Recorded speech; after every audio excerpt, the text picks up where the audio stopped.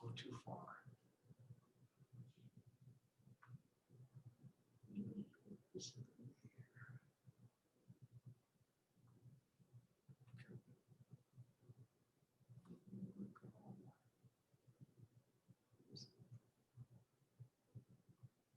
Wait, where?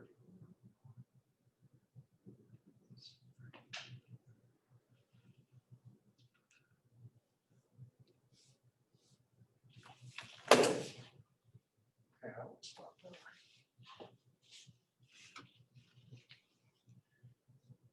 Okay. So let me just check sound.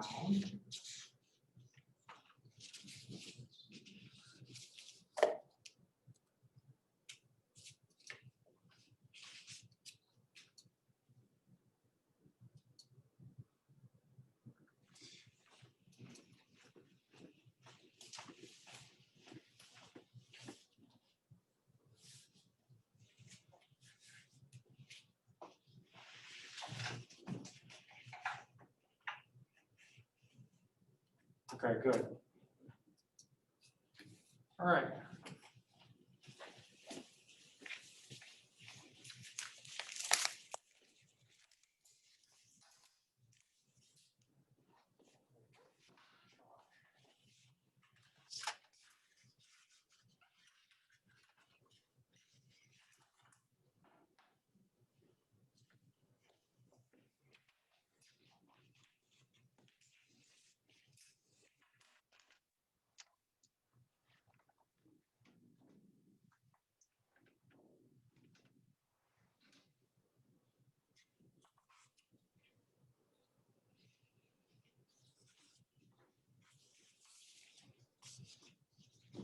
Okay.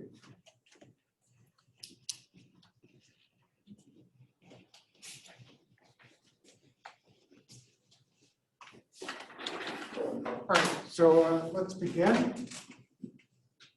So what I'd like to do first is I'd like to kind of review some of the definitions that we had last time, and then I'll restate Weyl's character formula, and then we'll prove Weyl's character formula.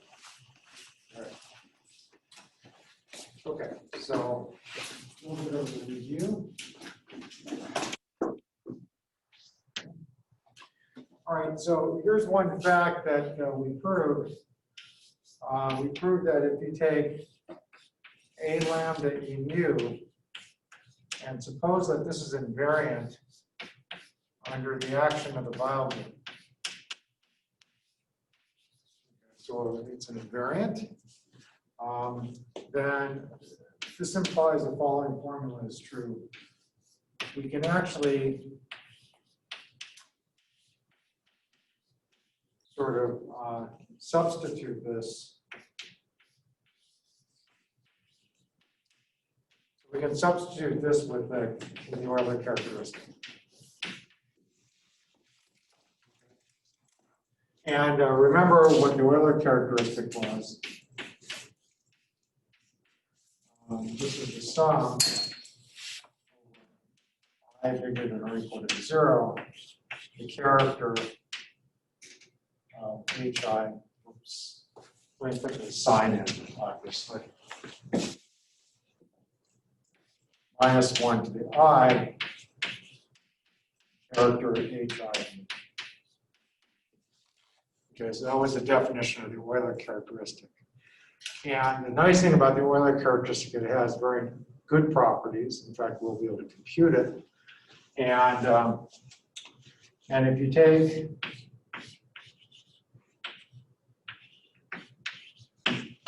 any dot action of an element of the Weyl group, then this is going to be equal to minus 1 to the length of W.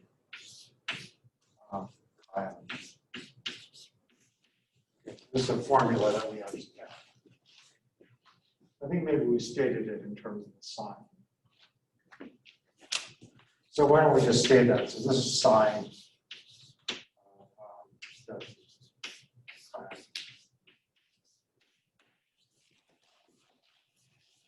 And this happens for any W stuff. All right, now what we want to do next is we want to define this other invariant. So let lambda be an x sub t tensor Q. All right, so I want to extend this definition because sometimes I'm going to be putting stuff in which is just not inside the weight lattice. It could be inside of rational linear combinations of fundamental rings, like Weyl, for example. Okay. All right, so the definition is A lambda. This is going to be the sum of W and W of sine of W e to the W minus 1. Okay. Now, this isn't invariant under the action of W necessarily. I mean, it's just going to be sort of a character, which is in here tensor Q.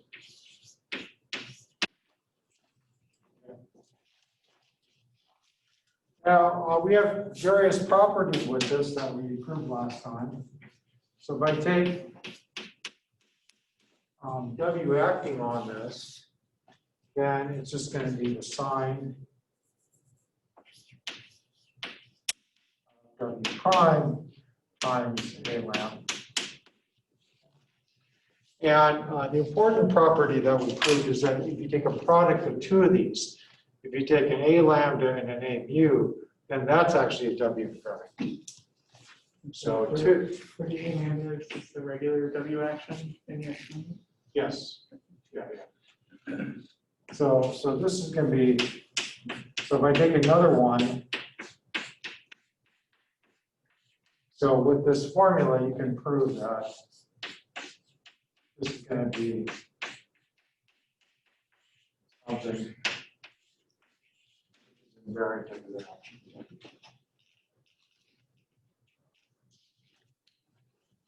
All right, so here's the theorem.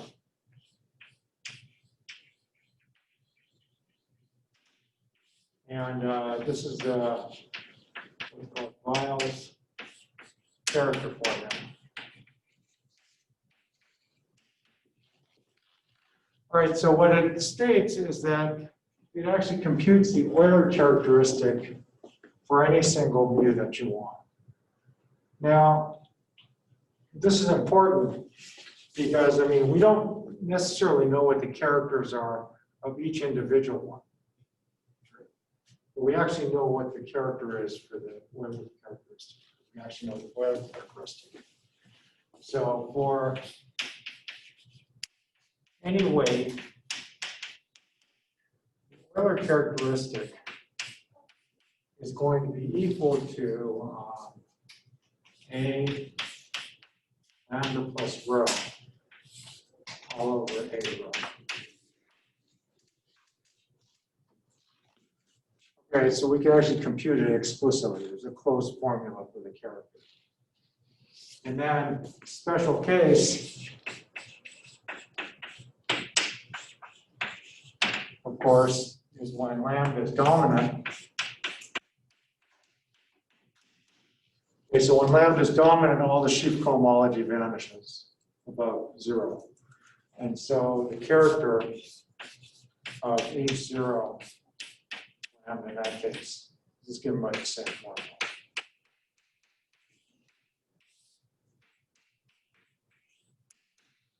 Okay, so for the H0s and the Weyl modules, we know the character. Just put this formula. Okay, any questions on this so far? All right, so let's prove this. All right, so to prove this, I'm going to need a few things.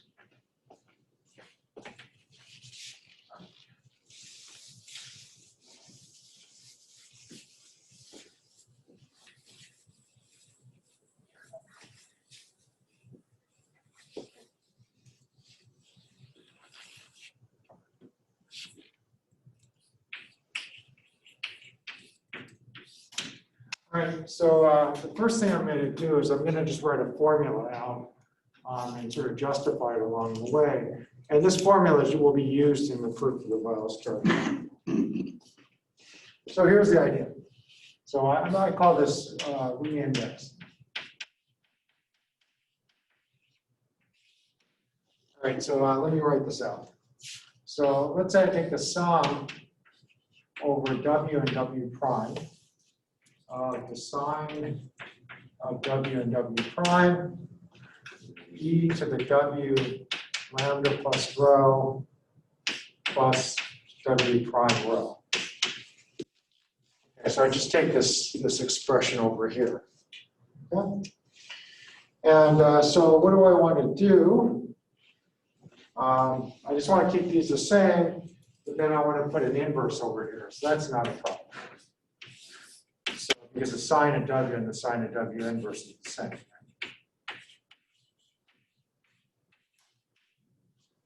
W inverse.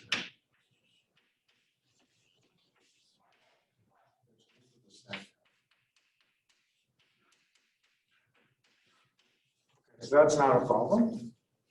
And now what I want to do is I want to actually set y to be equal to, so let me just do this right here.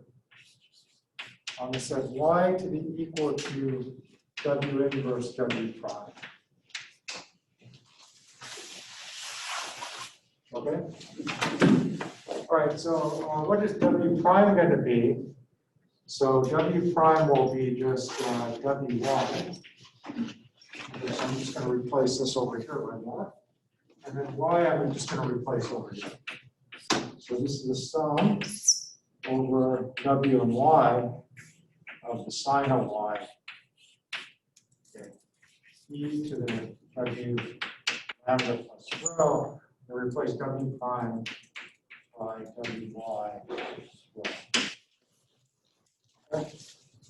And now what I'm going to do is I'm going to pull the E out, the W out. So this is the sum over W and Y of the sine of Y. And then let's just distribute the W outside. So W, okay, so it's lambda plus rho plus Y rho.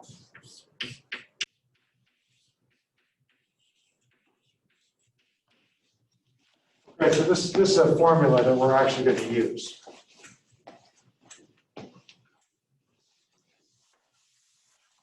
Okay, so now let's try to prove. So we're just re-indexing formula.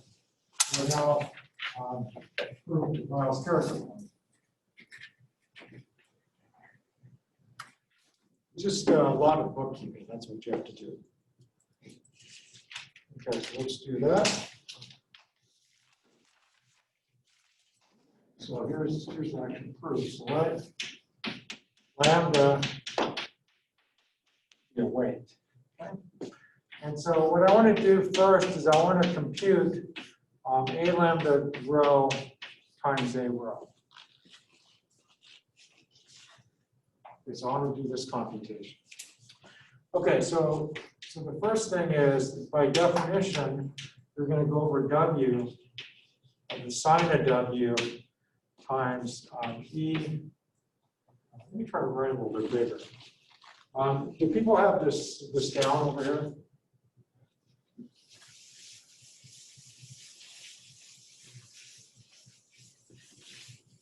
I'm going to go over the boundary. That's what I'm going to do. So, all right. So let me use a little bit more space here. Okay. All right. So this is equal to the sum over W. Sine of W. Okay. This is E W lambda plus rho. Okay, that's the definition of a lambda plus rho. And then you have the sum here of W prime sine of W prime of E W prime rho.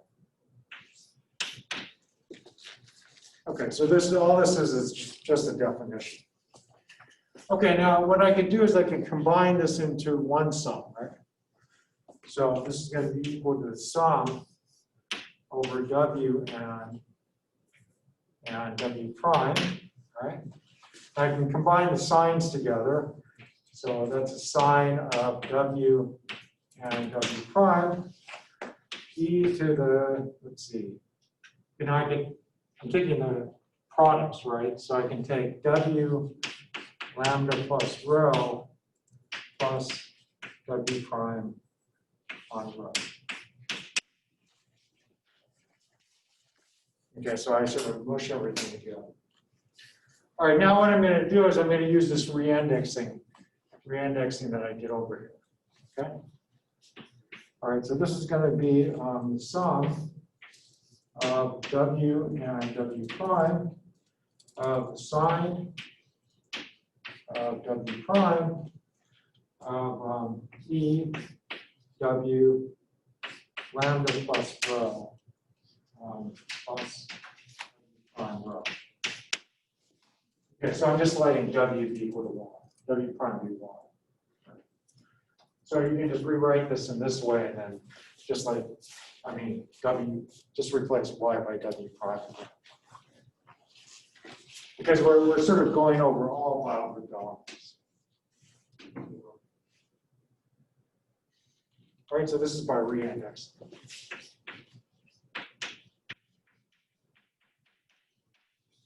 So that's why the statement. Okay, now what do we know? Well, we know the product over here is going to be a W invariant. Right? So now we apply that statement that I had at first. Okay, so because A lambda plus rho, A rho is actually a invariant.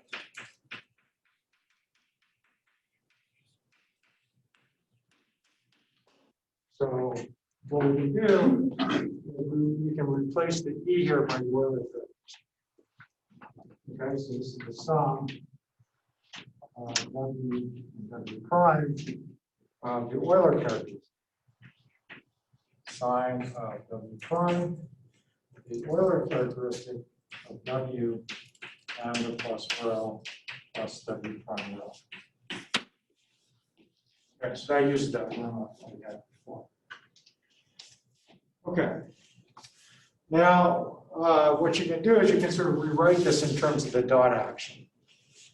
So you just use the definition of the dot action. I'll leave that as an exercise.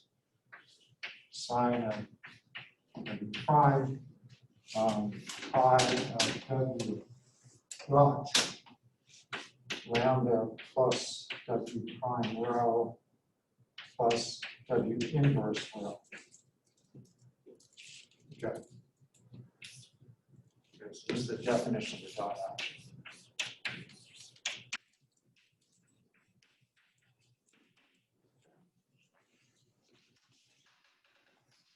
All right.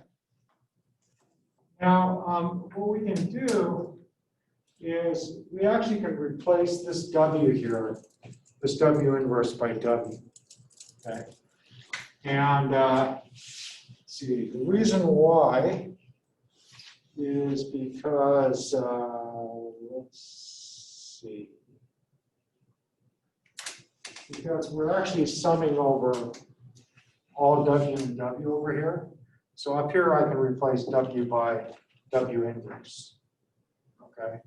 And so that'll actually give me sort of this formula down here. Let's see, is that right? Let's see. That is right.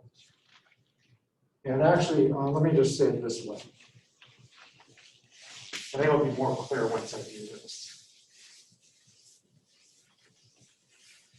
So you can actually replace W by W inverse. All right, so let's just do this. So this is going to be equal to the sum of W and W prime, sine of W and W prime. Okay, and remember what this is. Well, since this is a dot action, you can sort of move it out and replace it by the sine, and just take this part in here. So this is going to be chi lambda plus W prime rho. And then, as I said, you can replace this by just keeping track of things.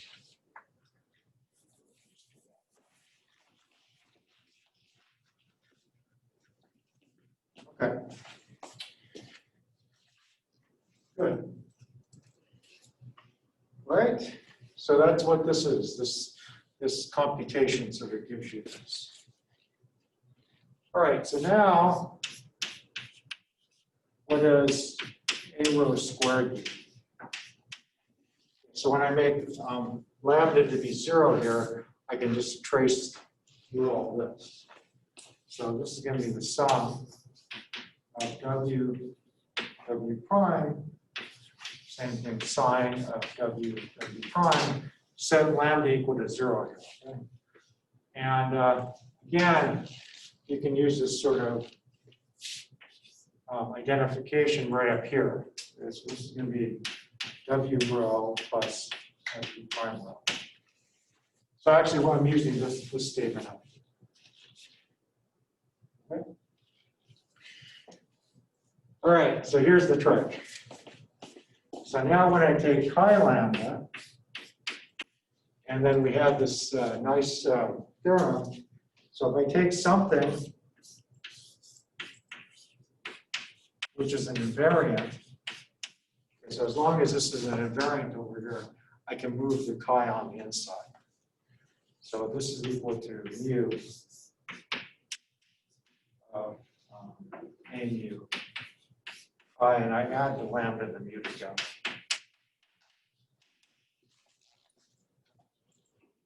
Okay. Right. So when I do that to this, so this is actually an invariant. So a mu is actually what this a lambda e mu. Right. So this is actually this is W invariant.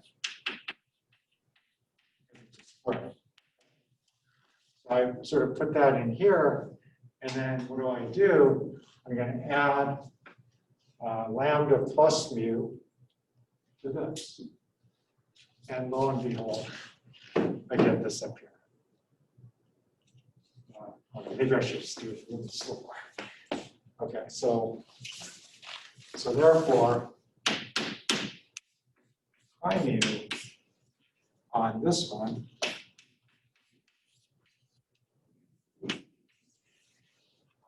this is going to be this thing. Here's the A mu.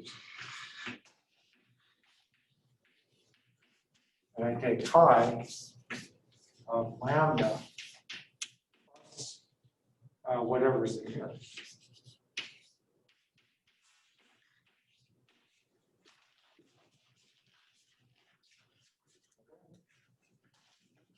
All right, so this is okay, so now what we do is we notice that when I computed it this way, let me use some good chalk here. What are we playing this week? Alabama? So I got to avoid the room chalk. So we have this over here, right? And we have this over here.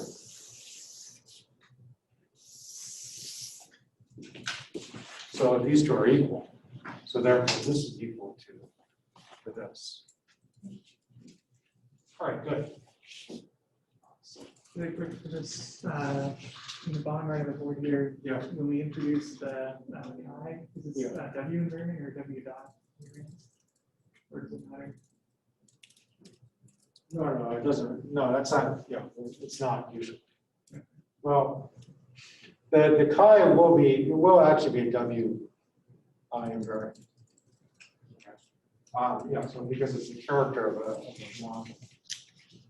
You're taking a combination of characters. They're always going to be invariant. But the point is here, you rewrite this in terms of the dot action, and then we know that we can pull this out by taking the sign. That's what we're doing. Okay. All right, so these two are the same. And so we're almost done.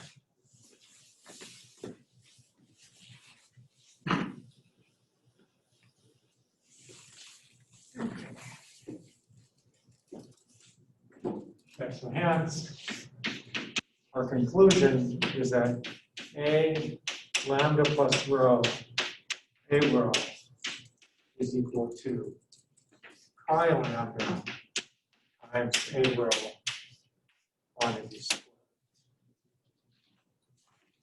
Okay. So now A rho, this is actually not equal to 0. Since when we take W rho, this is not equal to rho. Unless W is dynamic.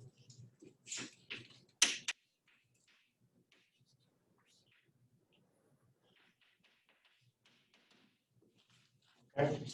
And so now we're actually working in the group ring. So we're working in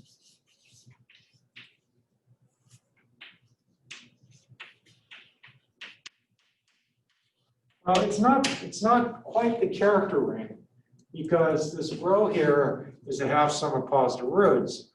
And so we kind of have to join that in some sense, because it's not a sum of fundamental, an integral combination of fundamental rings.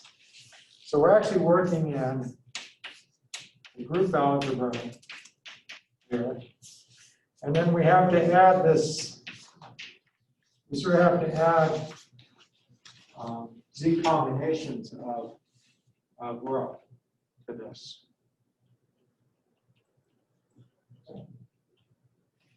And this is actually integral domain.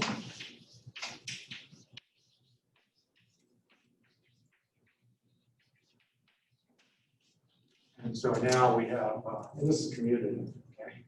So we have whatever the cancellation laws moved on.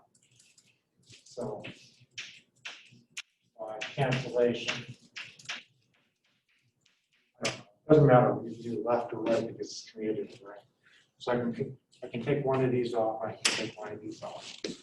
So that means A lambda plus rho is equal to chi.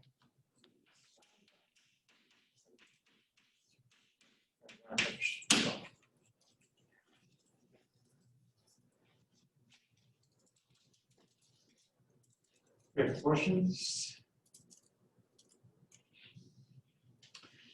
All right, good. So that finishes off Weyl's character formula. So we have an example over there. Hope I didn't use an example. So, do I have to reconstruct my example? Oh, no, it's right over here. Sorry about that. Okay, so let's do an example of Weyl's character in action. Yeah. So let me just do this.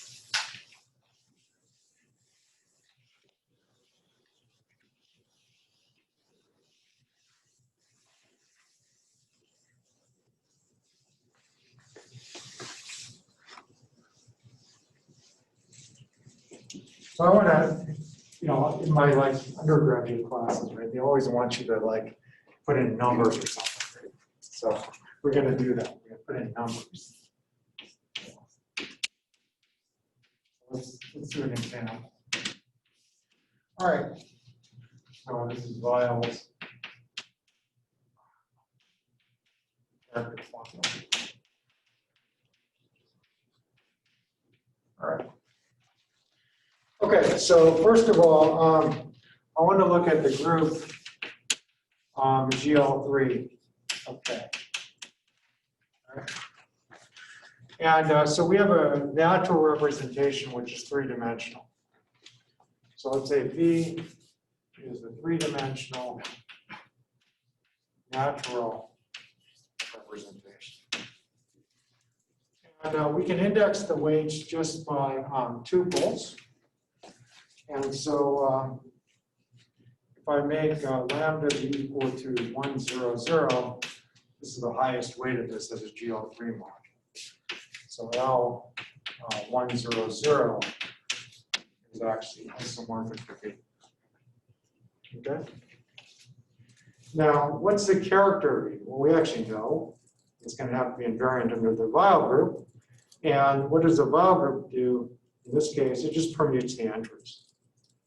Okay? So this is a polynomial representation. And so the character of B is going to be equal to E of 100. And then I just permute the 1, wherever I can. E01 plus E001. Okay, so each of the weight spaces is one dimension.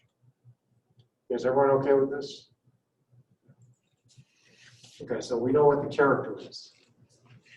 So now what we want to do is we want to compute the characters of the other things, the A lambda plus rho and the A rho, and make sure that the formula is actually correct. So the character, so this of course is equal to pi 100. This is gone away, so that's why it's okay. All right, so let's do some computations. Okay, so here lambda is equal to 100, and rho is the sum of the fundamental weights. And so you can actually write this as 210.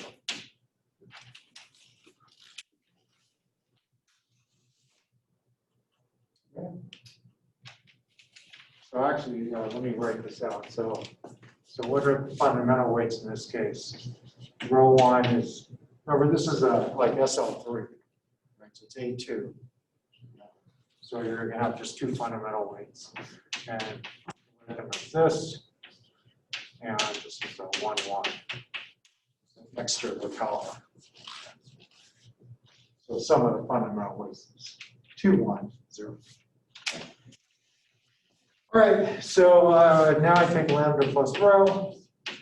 Okay, so then I get 3, 1, 0. Okay. And remember what A lambda plus rho is. This is going to be the sum over all Weyl group elements of the sine W e to the W lambda plus rho.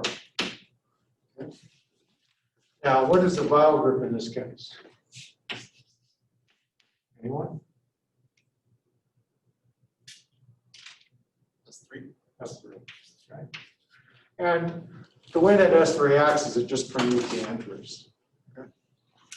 All right, so when you write this out, you get the following. You get, well, first of all, you get E310, and then you just start mixing things up. So it's E130 plus E103 minus E013.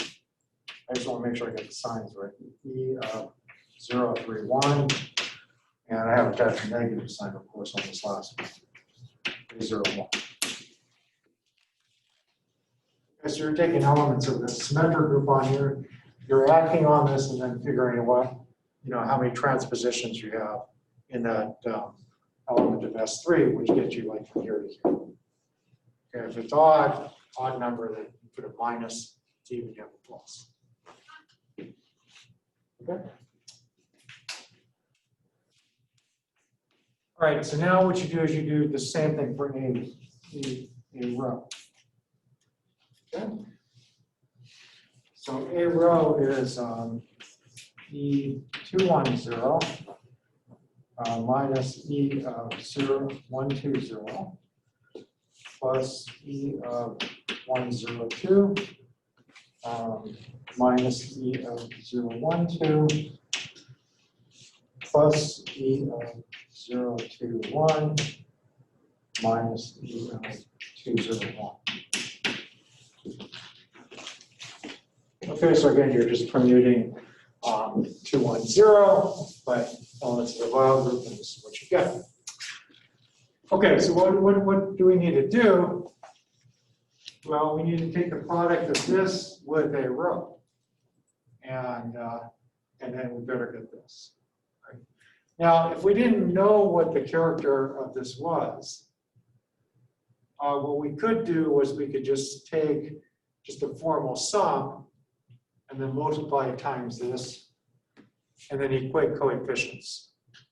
And then it turns into a linear algebra problem. Okay? But in this example, since we know the character, we just want to verify that this is indeed the right character. So we want to take chi of 1, 0, 0 times a row. So let's compute that out. Okay, so we have to take this one, and then we have to add it times all this, and then so forth and so on. All right, so let's see. What do we get?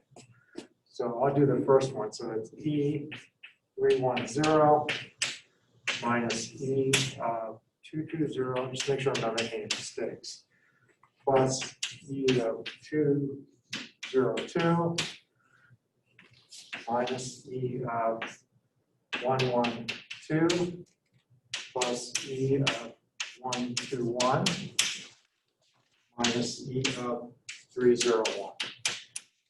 Okay, so I took E10 and I multiplied it times this expression. Okay, now I have to take E01 and do the same. So it's E220 minus E130 plus E112 minus E022 plus E031 minus E211.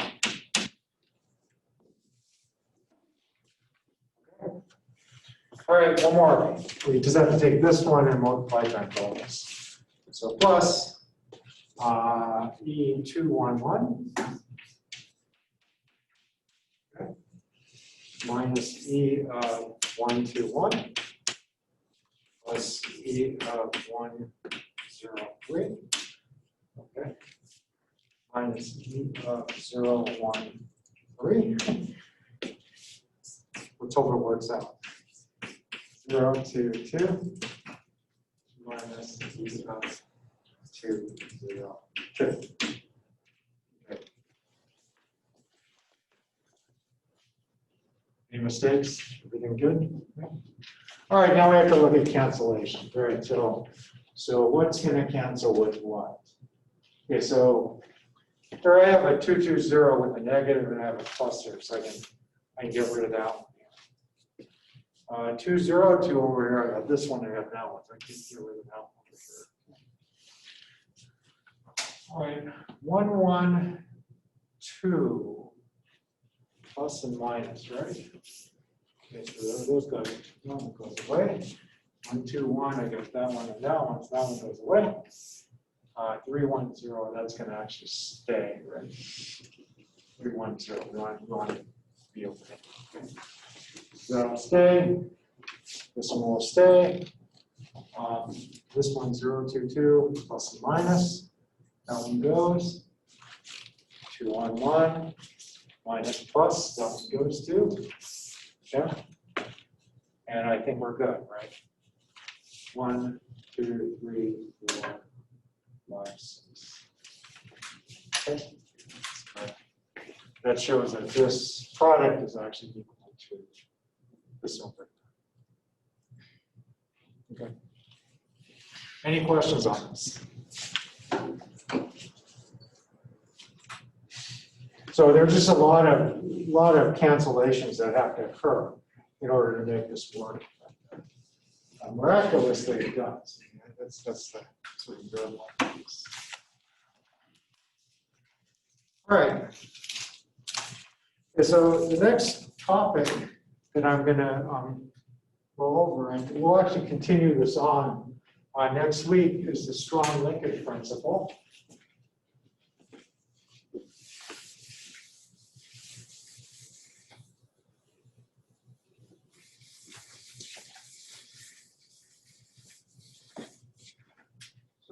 to talk about what's called the strong linkage principle.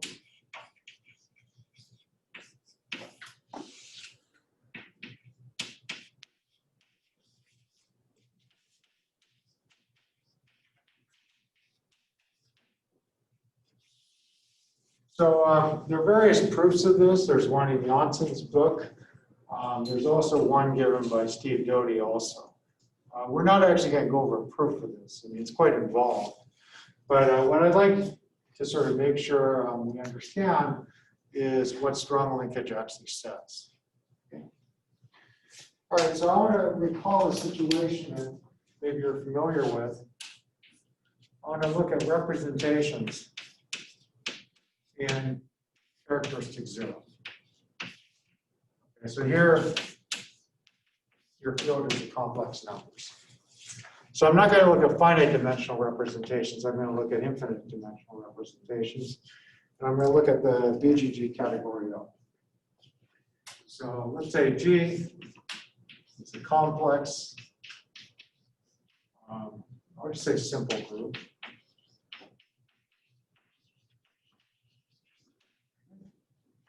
And G is its Lie algebra.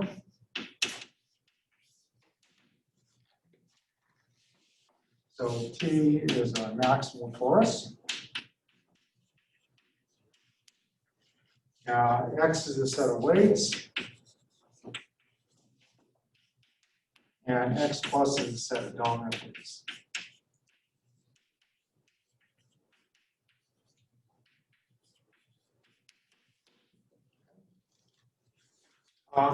And now associated with G is a root system and a set of simple roots.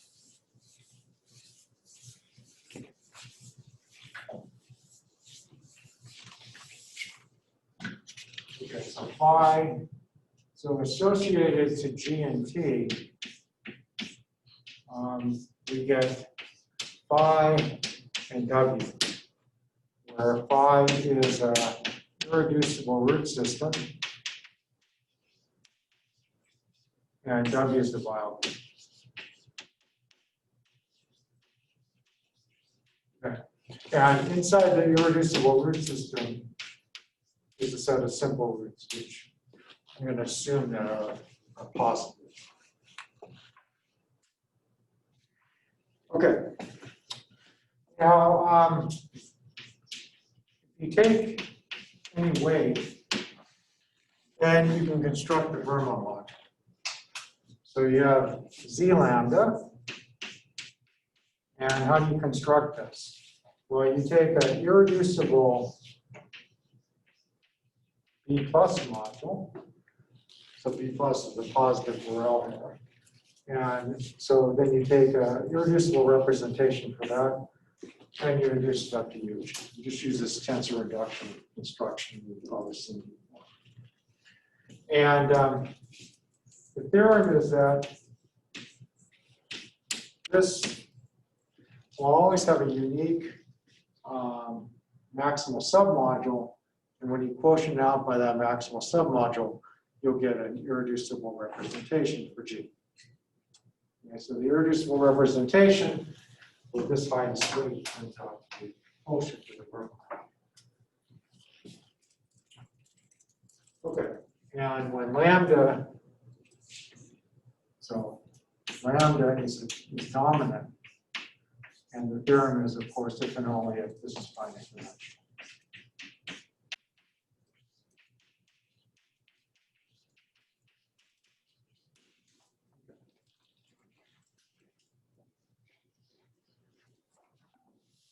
Now, in this situation, you have an action of the Weyl group. So the Weyl group W acts on X via reflections. Okay, so W is generated by reflections, so you can just take the reflection formula, and you could just sort of extend it to any Weyl group element. Okay. And so we also have the dot action.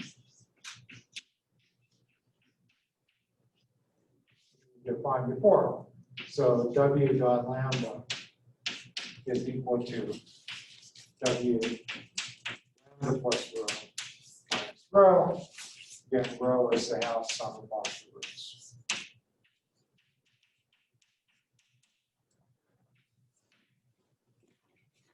Okay.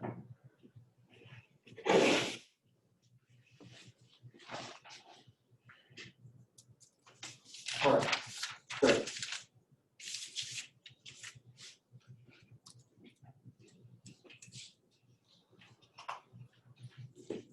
All right, so now I want to define the category L.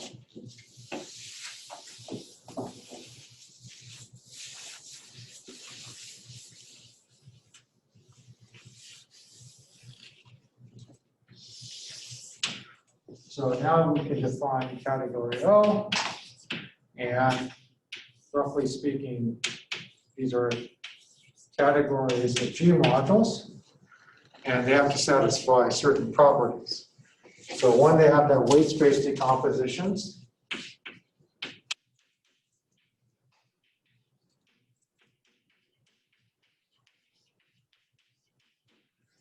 And they have to be locally finite with respect to n plus.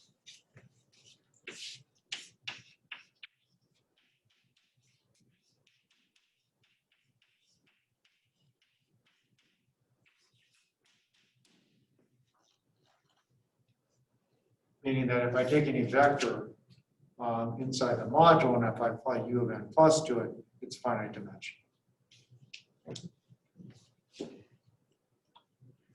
All right, so now I will state some deeper terms. And so there's a notion of linkage in category L.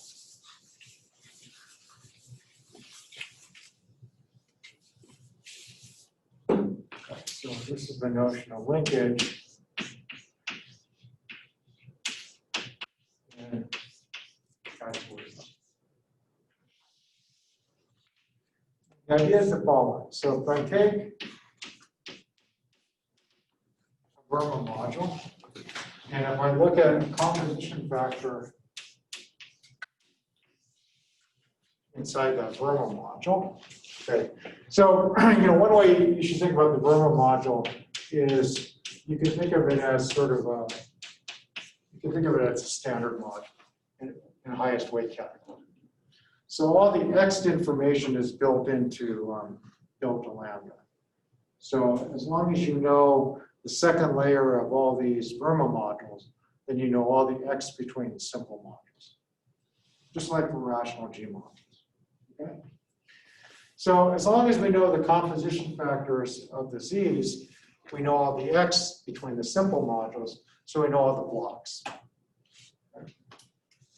So it turns out that if this is not equal to 0, then something nice happens. Then lambda has to be inside the W orbit of the under the dot action. Okay. And this is a little bit more of it. So this is actually computed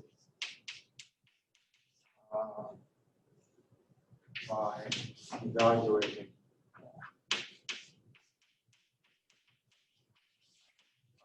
rationalistic polynomials.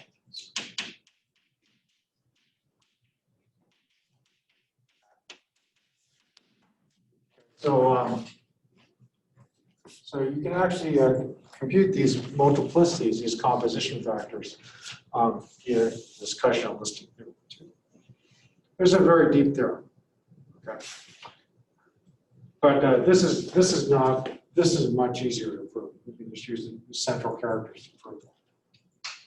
All right, so let me give you an example.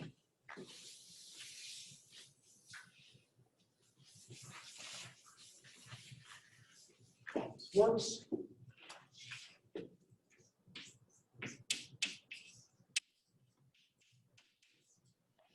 Okay, so remember, with the dot action, you have to shift everything down to minus rho. So let's do that in this case. Okay, so these are the hyperplanes, not the vertices. Okay, so this is minus rho. And so this is the same sort of picture we have for the, as in the Botborough Vega. And your dominant weights will lie in this region here. Okay, so these are your dominant weights. So in particular, let's look at the zero weight. So the zero weight occurs right here. Right? Now, what happens under the action, the dot action of W? Well, the dot action of W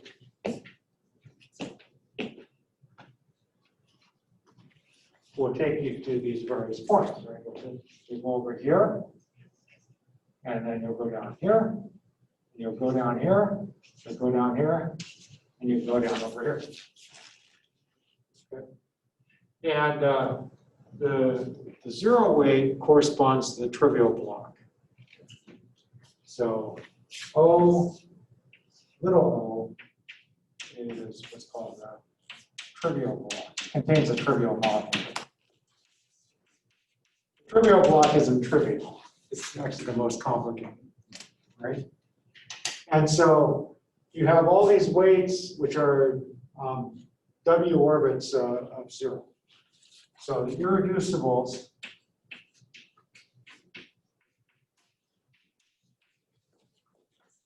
are equal to L W dot zero such that W is redundant.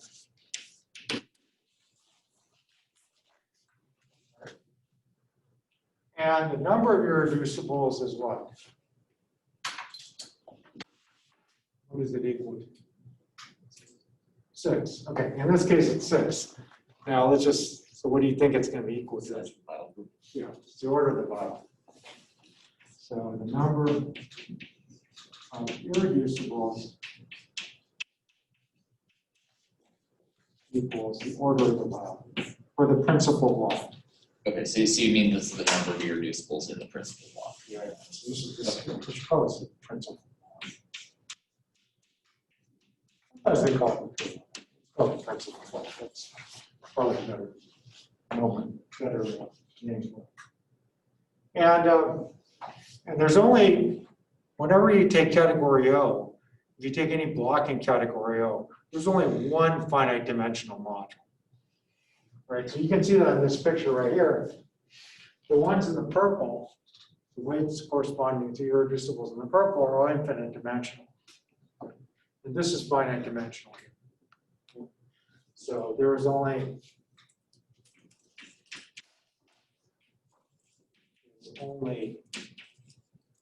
one finite dimensional module. Yeah. Category.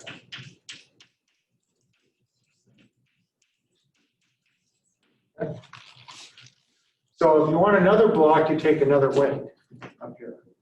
And then you sort of go around and you get all the highest weights corresponding to irreducible blocks. And you could be on a wall, for example. That's allowed too. So you can take this one over here, right? And then you'll have this one, this one, this one. And so you only have 3 irreducibles inside.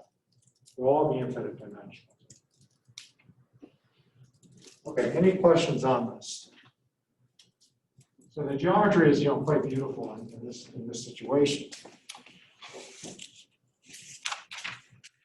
So I just want to end with the A1 example, and then we'll talk about linkage for other things at the beginning of next week.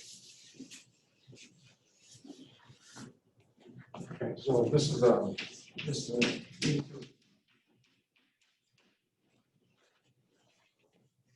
right, so let's look at the A1 example.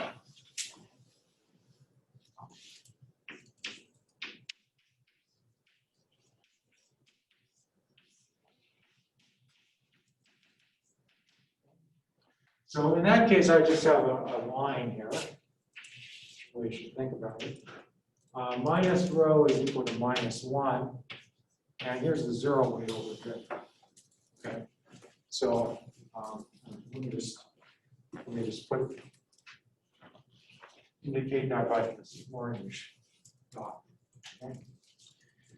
All right, now, so how many irreducibles are there going to be in the principal block? Well, there are going to be 2, right? So this will reflect over here, and this is at -2. Okay.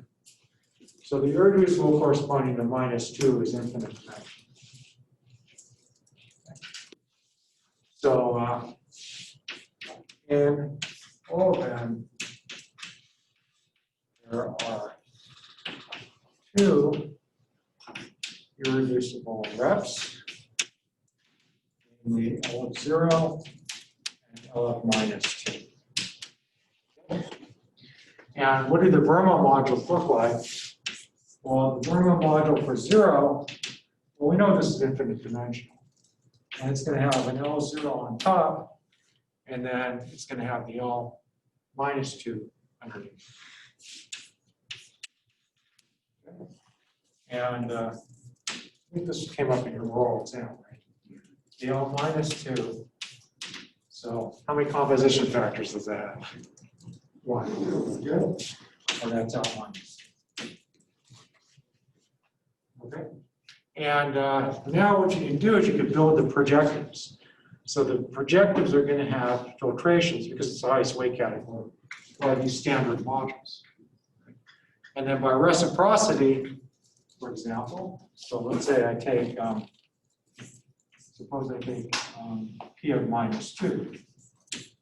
Okay. So the number of times, one of these appears in here is going to be equal to the number of times irreducible appears in the Verma module -2. And there's only one composition factor here. So in fact, this has to be equal to. Okay. So this projective is actually equal to the Verma module. And the projective for the 0 weight, well, so I need to know what irreducibles appear inside of Z of 0. There are 2 of them, right? So that means that this one occurs and this one occurs too. And the projective cover has to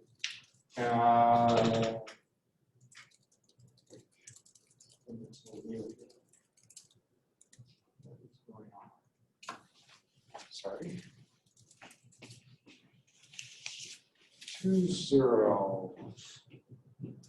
0 -2. What's going on? That looks right. That looks right.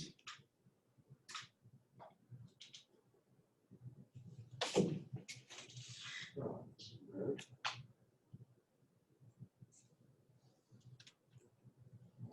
Is that true? I should have this being self-doable. 0 -2, 0. What's going on here? Must be making a silly mistake.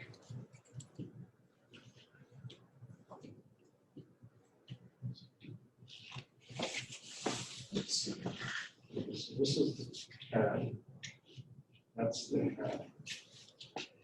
So I should get a module which looks like this. Okay?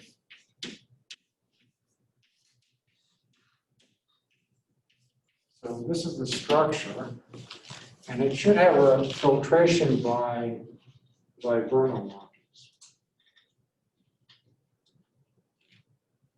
So it seems like it doesn't. This is what I'm kind of worried about. So something's going on here.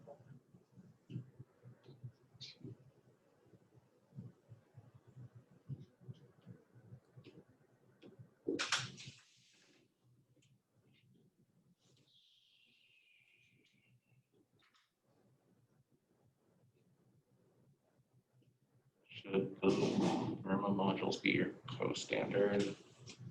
These are the co-standard ones, okay? So we should figure it out. I agree.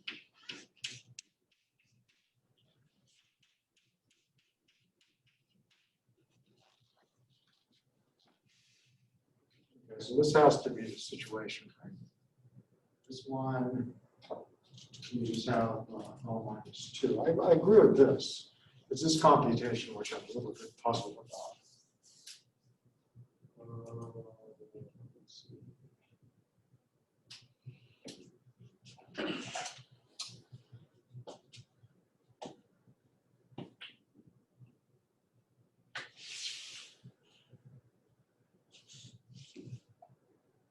Oh. Maybe I have it backwards. Maybe I have it backwards here. I think I have it backwards. Sorry. The anti-dominant weight's the one which is self-doing. Sorry about this. I believe it's this way.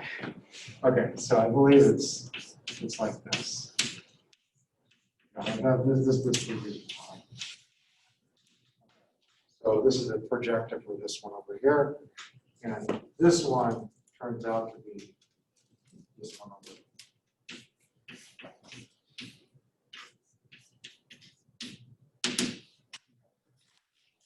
I believe that's right. Okay, good. So the anti-dominant one is the one which is actually self-dual. And then this symbol head over here, not self-dual in that case. So I think the one of highest weight has to be the co-standard module. Is that right? And this is the one of the highest weight possible. Anyway, let's check this over and then make sure it is correct. I think that one is correct. Okay, so let's stop here and then we'll continue on Monday.